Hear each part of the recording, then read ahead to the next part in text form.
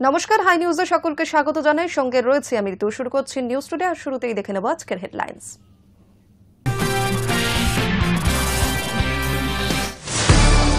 21শে জুলাই তৃণমূলের মিছিলকে ঘিরে শর্ত বেঁধে দিল হাইকোর্ট। সকাল ৮টার আগেই বার করতে হবে মিছিল। 21শে জুলাই মিছিলে জেলা থেকে তৃণমূল কংগ্রেসের কর্মীরা এসেছেন। কলকাতায় থাকবেন কসবার গীতাঞ্জলি স্টেডিয়ামে। 25,000 কর্মীদের জন্য বিশেষ ব্যবস্থা। প্রকাশ্যে এলো এসএসসি পরীক্ষার সম্ভাব্য সময়সূচি। 7 এবং 14 সেপ্টেম্বর হতে পারে এসএসসির নবম, দশম, দ্বাদশ এবং একাদশ শ্রেণীর পরীক্ষা। সুপ্রিম নির্দেশে নিয়োগ প্রক্রিয়া শুরু করল এসএসসি। ভারত পাক সংঘর্ষে 5 যুদ্ধবিমান ধ্বংসের দাবি ট্রাম্পের। অস্ত্রবিরতির কৃতিত্বও নিলেন ট্রাম্প। তবে যুদ্ধবিমানগুলি ভারতের না পাকিস্তানের তা স্পষ্ট করেননি। সোমবার 21শে জুলাই তৃণমূলের মেগা মিছিল, কিন্তু সেই মিছিলেই এবার শর্ত বেঁধে দিল হাইকোর্ট। সকাল ৮টার আগেই বার করতে হবে মিছিল, জানিয়ে দিল হাইকোর্ট। তৃণমূলের সভা নিয়ে আগেই বিরক্তি প্রকাশ করেছিল কলকাতা হাইকোর্ট। শর্ত বেঁধে দেওয়ার কথাও আগেই বলেছিল আদালত। এবার সেই 21শে জুলাই রাজনৈতিক অনুষ্ঠান নিয়ে শর্ত দেওয়া হয়েছে। এই প্রথমবার তৃণমূলের এই মেগা র্যালির ক্ষেত্রে সময় বেঁধে দিল আদালত। শুক্রবার বিচারপতি তীর্থঙ্কর ঘোষের বেঞ্চ জানিয়েছে মিছিল বের করতে হবে সকাল ৮টার আগে। ব্যস্ত সময় রাস্তা বন্ধ করে এগোয় 21শে জুলাইয়ের মিছিল। সাধারণ মানুষের তাতে অসুবিধে হয়। এই অভিযোগ তুলেই মামলা হয়েছিল কলকাতা হাইকোর্টে। বৃহস্পতিবার বিচারপতি তীর্থঙ্কর ঘোষ প্রশ্ন তোলেন, আর কতদিন সহ্য করতে হবে? কলকাতা পুলিশ যাতে ট্রাফিক নিয়ন্ত্রণের বিষয়টি নিশ্চিত করে সে কথাও বলেছিলেন তিনি। তবে এই বছরের 21শে জুলাইয়ের আর বেশি দিন বাকি নেই, ফলে স্থান পরিবর্তনের কথা বলা হয়নি আদালতের তরফে। হাইকোর্টের শর্ত হল সব মিছিল সকাল ৮টার আগে বের করতে হবে। সকাল 9টা থেকে সকাল 11টা পর্যন্ত যাতে কোনো যানজট না তৈরি হয় সেদিকে নজর দেওয়ার নির্দেশ দেওয়া হয়েছে। বিশেষত হাইকোর্টের কাছে মধ্য কলকাতার 5 কিলোমিটারের মধ্যে যেন যানজট না হয় তা দেখতে হবে পুলিশ কমিশনারকে। সকাল 11টার পর ফের মিছিল বের হবে বলে নির্দেশ দেওয়া হয়েছে। High news network. সোদপুরে ভেঙে পড়ল বহু প্রাচীন বসতি। চাপা পড়ে মৃত্যু এক ব্যক্তির। ঘটনাকে কেন্দ্র করে চাঞ্চল্য গোটা পানিহাটি এলাকায়।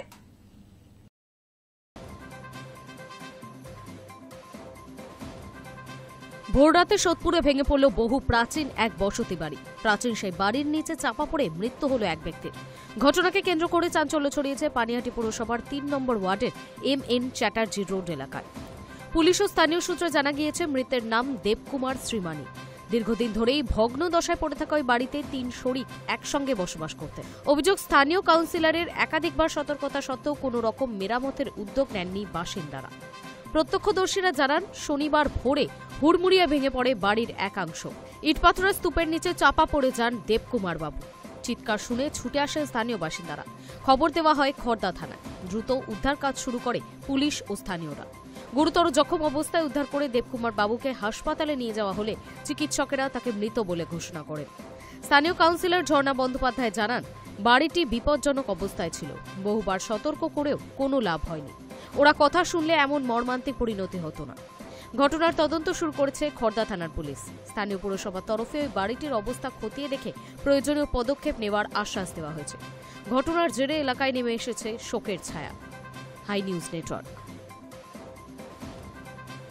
ডুয়ার্সের চা বাগানে ফের চিতাবাঘের হানা। 3 বছরের শিশুকে তুলে নিয়ে যাওয়ায় চাঞ্চল্য ছড়িয়ে পড়েছে গোটা এলাকায়। ঘটনাস্থলে হাজির বন দফতর ও পুলিশ কর্মী।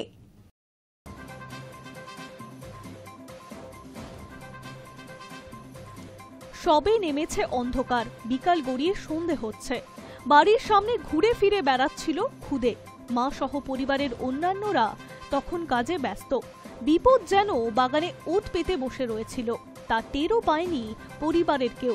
মাত্র কিছুক্ষণের মধ্যেই অঘটন ঘটল। বাড়ির উঠোন থেকে উধাও হয়ে গেল খুদে। স্থানীয়দের দাবি, চিতাবাঘ তুলে নিয়ে গেছে তাকে। বেশ কিছুক্ষণ পর তার দেহ উদ্ধার হয়। ডুয়ার্সের বানারহাট ব্লকের কলাবাড়ি চা বাগানের ব্যাপক চাঞ্চল্য ছড়িয়েছে ঘটনায়। মৃতর নাম আয়ুষ ওরাং, বয়স 3 বছর। প্রত্যক্ষদর্শীদের দাবি, আচমকা একটি চিতাবাঘ আসে, শিশুটিকে মুখে করে তুলে নিয়ে চলে যায়। ঘটনার খবর ছড়িয়ে পড়তেই চাঞ্চল্য ছড়িয়ে পড়ে এলাকায়। শিশুর খোঁজে তল্লাশি শুরু করে স্থানীয়রা। রাতে বাগানের 18 নম্বর সেকশনে শিশুর দেহ উদ্ধার হয়। দেহে বেশ কিছু স্থানে ক্ষত চিহ্ন রয়েছে। ঘটনায় ক্ষোভে ফেটে পড়ে স্থানীয়রা। বনকর্মীরা ঘটনাস্থলে পৌঁছালে তাদেরকে ঘিরে বিক্ষোভ দেখায় স্থানীয়রা। খবর পেয়ে বানারহাট থানার পুলিশ ঘটনাস্থলে পৌঁছায়। পরিস্থিতি নিয়ন্ত্রণে আসে। শিশুর দেহ ময়না তদন্তে পাঠানো হয়। উত্তরবঙ্গে চা বাগান লাগোয়া এলাকায় চিতাবাঘের সংখ্যা যেন ক্রমশ বাড়ছে। তার আতঙ্কে মাঝে মধ্যেই চা বাগানের কাজ বন্ধ হয়ে যায়। গত মাসে কলাবাড়ি এলাকা থেকে 3টি চিতাবাঘ ধরা পড়ছে বলেই বন দপ্তর সূত্রে খবর। কিছু এলাকায় এখনো খাঁচা পাতা রয়েছে। স্থানীয়দের অভিযোগ, বনাঞ্চল সংলগ্ন বসতি এলাকার নিরাপত্তা নিয়ে কারো কোনো মাথা ব্যথা নেই। সে কারণে বারবার বন্যপ্রাণীরা হামলা চালায় বলে তাদের দাবি।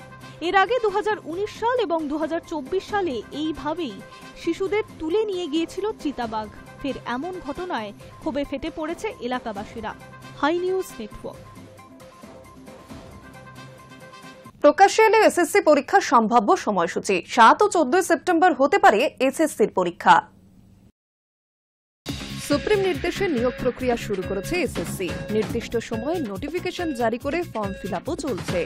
21 জুলাই পর্যন্ত ফর্ম ফিলআপের দিন বর্ধিত করেছে এসএসসি। তবে এই পরীক্ষা কবে হবে সেই নিয়ে জল্পনা তুঙ্গে। তবে পুজোর আগেই হতে পারে এসএসসির নবম, দশম ও একাদশ, দ্বাদশের পরীক্ষা, এমনটাই সূত্রের খবর। জানা যাচ্ছে 7 ও 14 সেপ্টেম্বর পরীক্ষা নিতে পারে এসএসসি। সরকারি ও সরকার পোষিত শিক্ষা প্রতিষ্ঠানগুলির প্রধানদের কাছে এই মর্মেরই একটি নির্দেশিকা পাঠানো হয়েছে।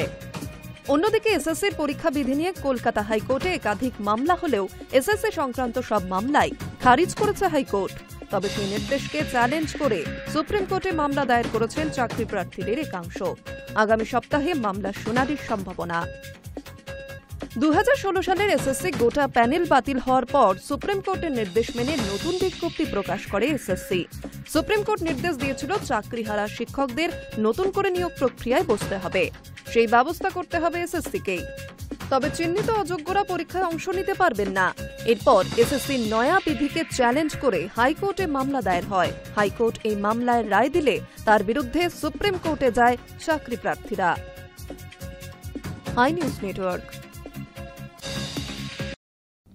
আগামী বছর 31 মার্চের মধ্যে দেশকে মাওবাদী মুক্ত করার প্রতিশ্রুতি নিয়েছেন ঝাড়খণ্ডের মুখ্যমন্ত্রী হেমন্ত সোরেন।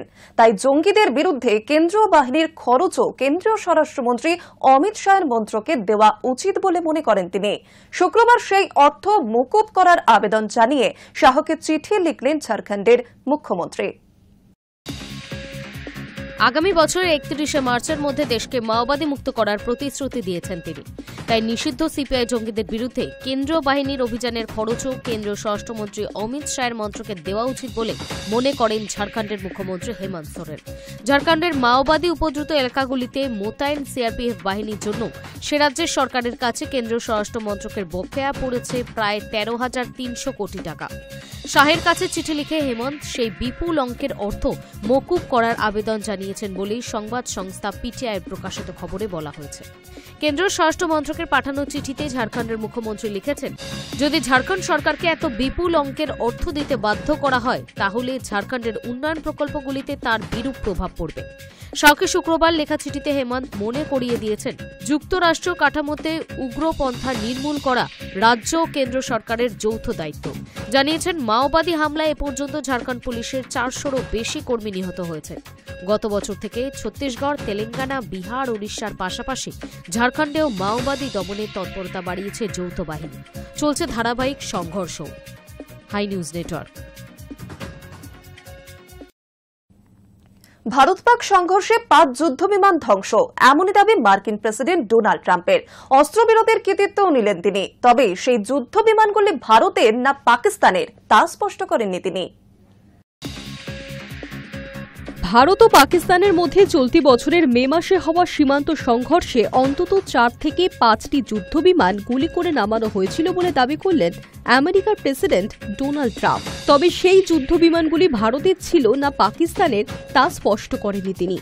একই সঙ্গে তিনি ফের দাবি করলেন তারই প্রশাসনই নাকি এই দুই পরমাণু শক্তিধর দেশের মধ্যে যুদ্ধ থামিয়েছিল ব্যবসায়িক চাপ প্রয়োগ করে। হোয়াইট হাউসের রিপাবলিকান নেতাদের সঙ্গে একটি নৈশভোজে এই মন্তব্য করেছেন ট্রাম্প। তিনি বলেন, আসলে বিমানগুলি আকাশ থেকে গুলি করে নামানো হচ্ছিল। 5টি বিমানই গুলি করে নামানো হয়েছিল, আসলে 5টি। চলতি বছরের মে মাসে দক্ষিণ কাশ্মীরের পেহেলগাঁওয়ে জঙ্গি হামলার পর ভারত অপারেশন সিন্দুর শুরু করে। কয়েকদিন পরই 10ই মে ভারত পাকিস্তানের মধ্যে অস্ত্রবিরতি কার্যকর হয়। তারপর ভারতীয় বায়ুসেনার এয়ার মার্শাল AK ভার্তি জানিয়েছেন, পাক বায়ুসেনার একাধিক হাইটেক যুদ্ধবিমান ভারত গুলি করে নামিয়েছে, তবে তিনি নির্দিষ্ট সংখ্যা উল্লেখ করেননি। অন্যদিকে পাকিস্তান দাবি করে ভারতের 6টি যুদ্ধবিমান তারা গুলি করে নামিয়েছে, যার মধ্যে রাফালও আছে। যদিও পাক বায়ুসেনার একটি বিমান সামান্য ক্ষতিগ্রস্ত হওয়া ছাড়া আর কোনো ক্ষতি হয়নি বলেই দাবি করেছে ইসলামাবাদ। ভারতের তরফে অবশ্য পাকিস্তানের ওই দাবি নস্যাৎ করে দিয়েছে chief of defence staff general Anil Chauhan. তার বক্তব্য, সংঘর্ষে প্রাথমিক পর্যায়ে কিছু ক্ষতি হয়েছিল ঠিকই, কিন্তু ভারতীয় বাহিনী দ্রুত ভুল সূত্রে নিয়ে পাল্টা আঘাত হানে। তিনি বলেন, কতগুলো যুদ্ধবিমান গুলি খেয়েছে সেটা মুখ্য নয়, কেন গুলি খেয়েছে সেটা আসল। কোথায় ভুল হয়েছিল, কেন হয়েছিল সেটা বোঝা জরুরি। এদিকে ওই নৈশভোজে ট্রাম্প ফের দাবি করেছেন ভারত পাকিস্তানের যুদ্ধ তিনি রুখেছিলেন বাণিজ্য চুক্তির মাধ্যমে। তার কথায়, আমরা অনেক যুদ্ধ থামিয়েছি, এরা পরস্পরের উপর হামলা চালাচ্ছিল, পরিস্থিতি জটিল হচ্ছিল, কিন্তু আমরা বাণিজ্যের মাধ্যমে সেটি সমাধান করেছিলাম। তবে ট্রাম্পের এই দাবিকে আগেই খারিজ করে দিয়েছেন প্রধানমন্ত্রী নরেন্দ্র মোদী। তিনি স্পষ্ট জানিয়েছিলেন, যুদ্ধবিরতির সময় বাণিজ্য নিয়ে কোনো আলোচনা হয়নি এবং আমেরিকার ভূমিকার কথাও নেই। তবুও ট্রাম্প তার পুরনো দাবিতেই অনড় রইলেন। High news Network. কুখ্যাত যৌন অপরাধের জেফ্রে এপস্টিনের সঙ্গে ট্রাম্পের নাম জড়ানোর প্রতিবেদন প্রকাশের জন্য মার্কিন সংবাদপত্র ওয়াল স্ট্রিট জার্নালের বিরুদ্ধে ৮৬,০০০ কোটি টাকার মানহানির মামলা করলেন আমেরিকার প্রেসিডেন্ট ডোনাল্ড ট্রাম্প। একই সঙ্গে তার প্রশাসনের তরফে এপস্টিন ফাইলের কিছু অংশ প্রকাশের জন্য আবেদন জানানো হল নিউ ইয়র্কের আদালতে।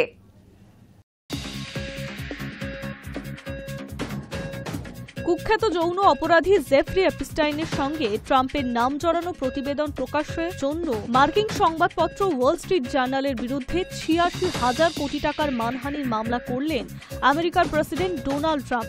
একই সঙ্গে তার প্রশাসনের সঙ্গে এপস্টাইন ফাইলের কিছু অংশ প্রকাশের জন্য আবেদন জানানো হল নিউ ইয়র্কের আদালতে। ওই ফাইল নিয়ে গত কয়েকদিন ধরে ট্রাম্প প্রশাসন অস্বস্তিতে। অভিযোগ, এক সময় এপস্টাইনের ঘনিষ্ঠ ছিল ট্রাম্প। এপস্টাইনের ফাইলে তার নাম রয়েছে বলে দাবি করছে মার্কিন ধনকুবের ইলন মাস্কও। আমেরিকায় নতুন রাজনৈতিক দল ঘোষণার পর মাস্ক জানিয়েছে, এপস্টাইন ফাইল প্রকাশ্যে আনার ব্যবস্থা করা তার আমেরিকা পার্টির অন্যতম প্রধান লক্ষ্য। এই নিয়ে টানাপোড়েন চলছিল, কিন্তু সম্প্রতি মার্কিন দৈনিক এই সংক্রান্ত একটি রিপোর্ট প্রকাশ করে। তারপরেই নড়ে চড়ে বসেছে মার্কিন প্রশাসন। অ্যাটর্নি জেনারেল প্যাম বন্ডিকে বৃহস্পতিবার এপস্টাইন ফাইল প্রকাশের নির্দেশ দিয়েছিল ট্রাম্প। এপস্টাইনের সিক্রেটিভ গ্র্যান্ড জুরি টেস্টিমনির অংশ প্রকাশ করতে বলেছিলেন তিনি। মার্কিন প্রশাসন বিচার বিভাগ শুক্রবার আদালতে তার আবেদন জানিয়েছিলেন নিউ ইয়র্কের এক বিচারকের কাছে। 2019 সালে এপস্টাইনের বিরুদ্ধে যৌন পাচার মামলায় জড়িত গ্র্যান্ড জুরির প্রতিলিপি সম্পর্কিত ফাইলের প্রকাশ চেয়েছে ট্রাম্প। সাধারণভাবে যা গোপন রাখা হয় এগুলি আইন দ্বারা সুরক্ষিতও থাকে। এছাড়া এপস্টাইনের সঙ্গী গিজলাইন ম্যাক্সওয়েলের মামলাটিও প্রকাশ করতে বলেছেন ট্রাম্প। তিনি শিশু পাচার চক্রান্তেও জড়িত ছিলেন। আমেরিকার গ্র্যান্ড জুরি হল সেই প্যানেল যা যাচাই করে কোনো ব্যক্তি বা প্রতিষ্ঠানকে নির্দিষ্ট অপরাধে অভিযুক্ত করার জন্য যথেষ্ট প্রমাণ আছে কিনা তা খতিয়ে দেখে। এই প্রক্রিয়ায় অনেক ক্ষেত্রেই গোপন সাক্ষ্য নেওয়া হয়ে থাকে এবং সাক্ষীর পরিচয় গোপন রাখা হয়। গ্র্যান্ড জুরির তথ্য মার্কিন আইন দ্বারা সুরক্ষিত। সাধারণভাবে তা প্রকাশ্যে আনা যায় না, তবে বিশেষ পরিস্থিতিতে জনস্বার্থে আদালতে সেই তথ্য প্রকাশ করতে পারে। এক্ষেত্রে ট্রাম্প প্রশাসন সেই আবেদন জানিয়েছে। আদৌ এপস্টাইন ফাইল প্রকাশ্যে আসবে কিনা তা নিশ্চিত নয়। ওয়াল স্ট্রিট জার্নাল প্রতিবেদনের দাবি, এপস্টাইনকে নগ্ন মহিলার ছবি এঁকে শুভেচ্ছা জানিয়েছিল ট্রাম্প। 2003 সালে এপিস্টিনের 50তম জন্মদিনে চিঠি লিখে শুভেচ্ছা জানিয়েছিলেন তিনি। টাইপরাইটারের মাধ্যমে লেখা শুভেচ্ছা বার্তায় বলা হয়, শুভ জন্মদিন, তোমার প্রতিটা দিন যেন ভিন্ন অথচ দুর্দান্তভাবে গোপন হয়ে ওঠে। প্রতিবেদনে বলা হয়েছে, চিঠিতে এক নগ্ন মহিলার ছবি এঁকেছিলেন ট্রাম্প, নিচে কেবল ডোনাল্ড শব্দটি লিখে স্বাক্ষর করেছিলেন। এই প্রতিবেদন প্রকাশের আগে ট্রাম্প ওয়াল স্ট্রিট জার্নালকে দেওয়া সাক্ষাৎকারেই বলেছিলেন, আমি জীবনে কোনোদিনও ছবি আঁকিনি, মেয়েদের ছবি তো আঁকিইনি, এগুলো আমার ভাষা বা শব্দই নয়। তারপরে এই প্রতিবেদন প্রকাশিত হয়। ট্রাম্প যাকে ভুয়ো এবং মিথ্যে বলে দাবি করছেন। মার্কিন সংবাদ মাধ্যমগুলোর সঙ্গে যুক্ত ডো জোন্স এবং রুপার্ট মারডকের বিরুদ্ধে শুক্রবার মানহানির মামলা করেছে ট্রাম্প। দাবি করছেন $1,000 কোটি, ভারতীয় মুদ্রায় যা 86,000 কোটি টাকারও বেশি। ট্রাম্পের দাবি ওয়াল স্ট্রিট জার্নাল ওই প্রতিবেদনে তার নামে অপপ্রচার করছে, তাতে তার মানহানি হচ্ছে, তাই তিনি এই পদক্ষেপ নিতে বাধ্য হচ্ছেন। হাই নিউজ নেটওয়ার্ক নিয়ে নিচ্ছে একটা ছোট বিরতি।